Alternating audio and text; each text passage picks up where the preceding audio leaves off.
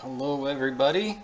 So here's a question that came in today from the class about how to use the graphing tool to graph the feasible region for this system of inequalities, and that's just to graph wherever the points are that satisfy both of these at the same time. Okay, so how we would do that is I would, in order to graph this inequality, because it says y is greater than and because y is up and down on the graph, I would shade above the line y equals 6x minus 3. And then for this one, because it says y is less than, I would shade below the line negative 3x plus 5.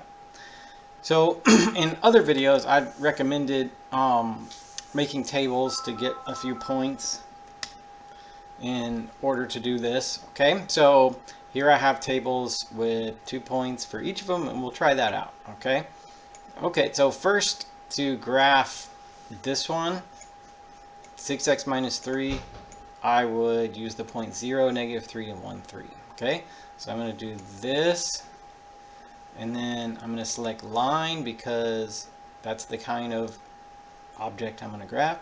And one other thing, if I have strictly greater than or less than, my line would be dashed because our solution is not including the points on the line.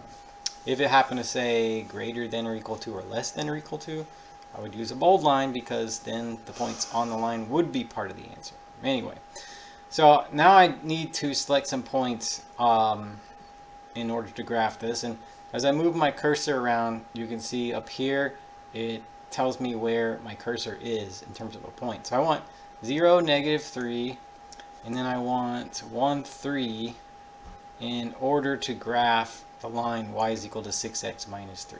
Okay, all right, so that takes care of that one. Then I want to shade above that, all right, but I'll take care of that in a minute. Let's graph the other one. So let's see, I got 0 and 5. So let's select this, select dash, 0, 5, like so, and then 1, 2. Okay, there we go. So I got both of them.